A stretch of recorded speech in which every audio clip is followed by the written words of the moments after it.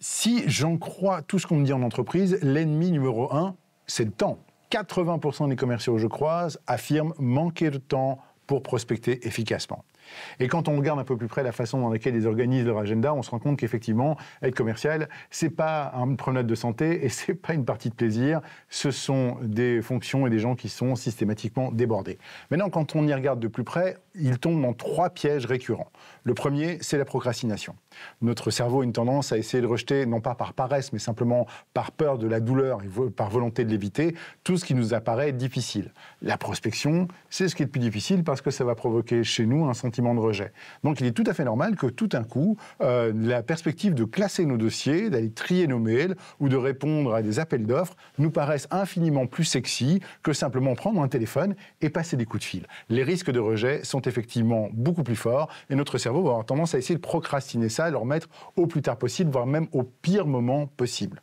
Le deuxième piège, c'est le rush. Et oui, vous avez connu ce sentiment complètement dingue d'urgence où tout de suite il faut tout lâcher pour gérer un dossier hyper chaud. En fait, c'est un piège aussi, parce que ces moments-là produisent un haut taux de dopamine et d'excitation qui a l'air de nous donner l'impression de travailler vite et fort, mais souvent, en fait, on se rend compte qu'on travaille sur des tâches qui n'ont pas beaucoup d'importance, qui n'ont pas beaucoup d'importance en tout cas réelle, elles ont juste un critère de fort, d'urgence, et en fait, on se retrouve piégé à essayer de se shooter à la dopamine en se donnant l'illusion de travailler vite, alors qu'en fait, on travaille sur des tâches qui ne sont pas forcément importantes. Méfiez-vous des effets de rush. Le plus gros ennemi qu'on ait aujourd'hui, c'est le multitâche. Et on est poussé dans le dos par le digital qui tente à nous convaincre qu'avec les bons outils, on peut faire 1 milliard de choses en même temps. Et je me retrouve avec des commerciaux qui tentent d'organiser des vidéoconférences alors qu'ils sont dans des itinéraires compliqués entre 2 clients dans une voiture. C'est totalement improductif. Notre cerveau n'est pas prévu pour faire plusieurs choses à la fois. Ou quand il est capable de faire 2 choses à la fois, c'est qu'une de ces 2 choses est tellement bien maîtrisée qu'elle est un réflexe et ne nécessite plus aucune fonction cognitive.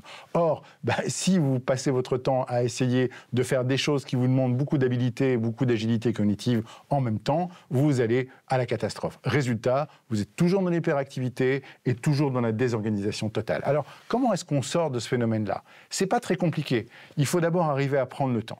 Ça veut dire qu'il faut prendre le temps d'observer sa propre activité. Et je vous conseille de faire ça 2 à 4 fois par an. Prenez 2 heures ou une demi-journée pour refaire votre agenda complètement, refaire l'agenda du mois, regarder les activités récurrentes, regarder les besoins en temps que vous avez et déjà arriver à mieux structurer ça. Identifier aussi très rapidement vos chronophages et essayer de trouver des façons de les déléguer ou de les lisser sur un temps plus long de façon à ne plus en être victime. Deuxième chose, bloquer des plages. On arrête avec les deadlines. Et ces plages doivent faire la priorité à ce qui est le plus important pour votre activité. Prenons la prospection par exemple.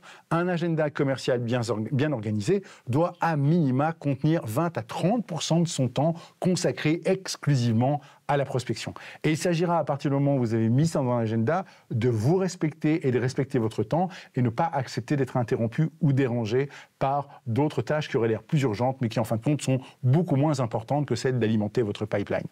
Troisième chose, prévoyez l'imprévisible. Et c'est tout à fait possible.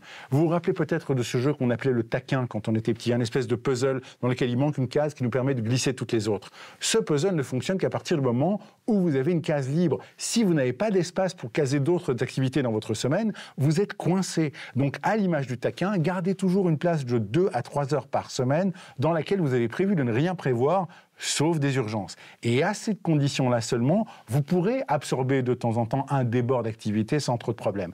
Mais en conclusion, reprenez le contrôle de votre temps. Si vous ne prenez pas votre temps, personne ne vous le donnera et vous ne pourrez pas le consacrer à développer activement vos affaires.